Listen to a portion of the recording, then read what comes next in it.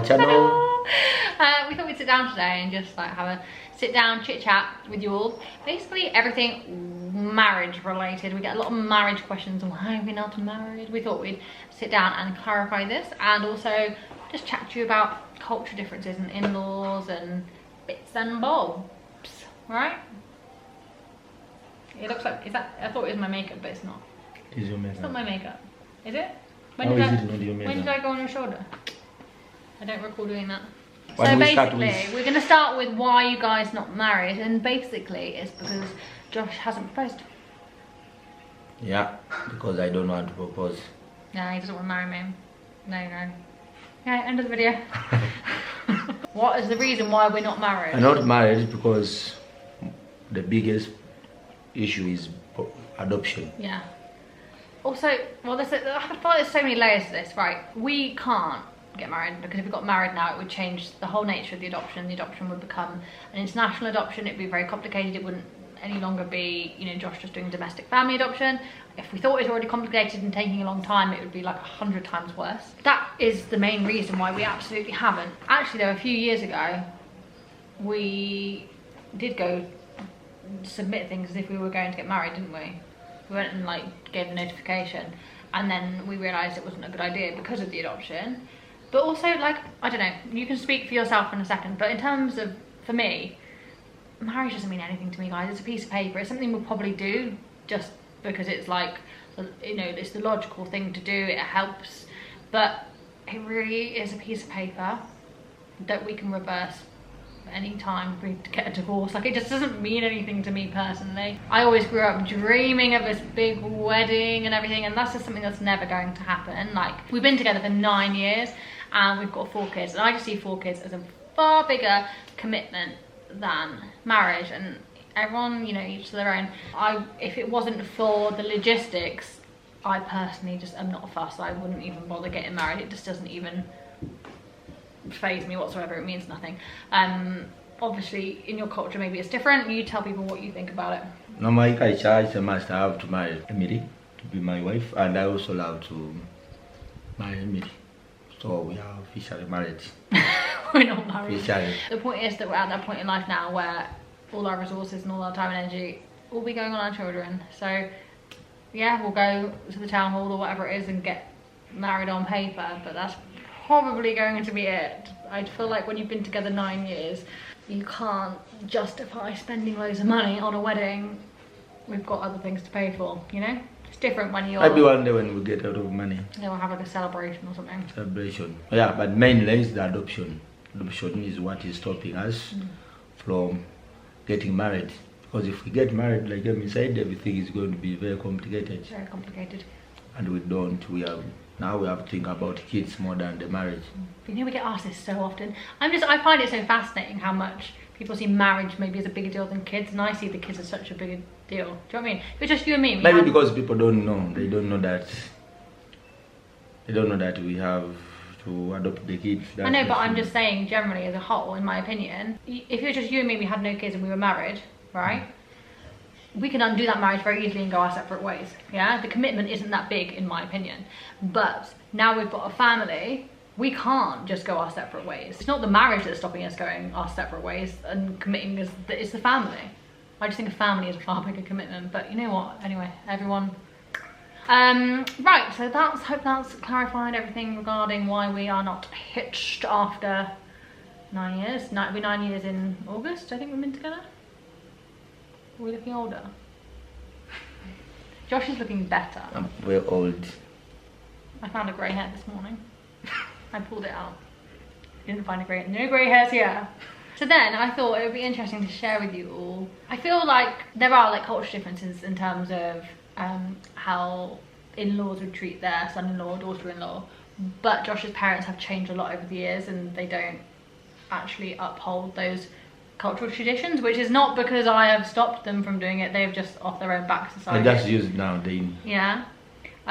So we can start with the fact that initially though, when I met your dad, you had to sit down, kneel to greet, you had to wear long things, you know, cover yourself.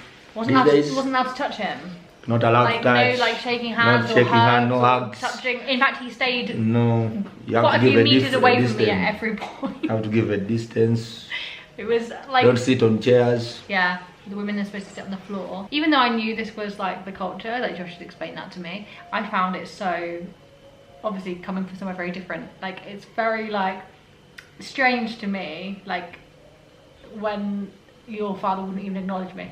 You know what I mean? Like I try to understand it, but at the same time I've got this feeling like, oh, he doesn't like me. He doesn't like me. But then I don't even know what happened one day, like I still knew the rules as I couldn't touch him. And one day your dad just came like over to me really quickly and just hugged me. Like he just like completely threw that cultural norm out the window and just came and hugged me, didn't they? For men, also when I find Emilie's mom, I'm not supposed to go near her. If I find on the road, I'm supposed to leave the road for her, or she leaves the road for me. So I hope Emilie's mom is ready.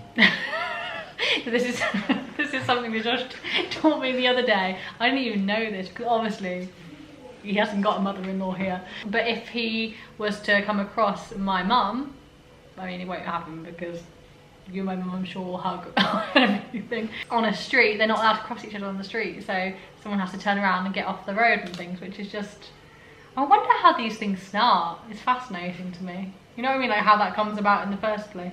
Any other traditions with marriage here? Like what happens if you want to marry me, what would you have to do? First I have to go to your parents, introduce myself, take cows, goats, and dowry. So I go there, I ask for their hand. How are you going to get the cows and marriage. the goats and the hens to the UK? I'll go.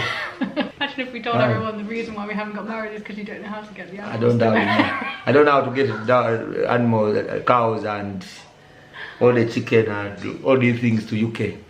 So maybe it's also another reason we haven't got married. So also, you know what, I don't even know, not that we have the funds to do it anyway, but I don't even know what I'd want to do in terms of if we had the money to have a wedding here.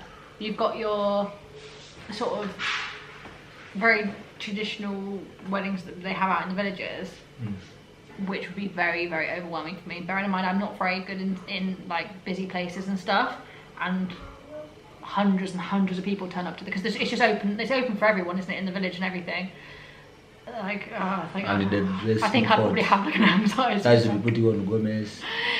Just the change. Having that attention on me, I think I just cried. You know, I'd cry the whole time. Like, or a lot of people I know who've got married here, like have like a Western style wedding here. Do you know what I mean? Like in like Ginger, and they have like the Western like style wedding dress. But I don't particularly want that either, to be honest. You know what? I wish we could just. Doesn't want anything. I just love, because I don't even have. Who would we even invite?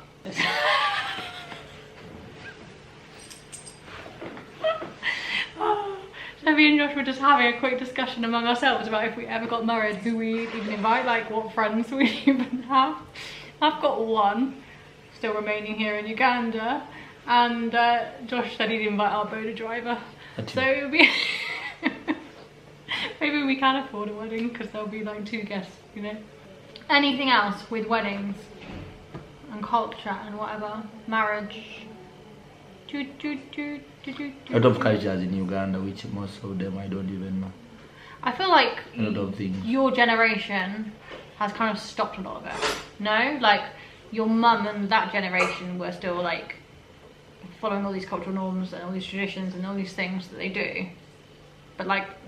People still in the villages, maybe some people follow. Maybe. Anyway, let us know if you have any other marriage or wedding related questions for us. To be honest, even I don't know everything. Even you don't know everything. I don't know much because I've spent most of my time in town here.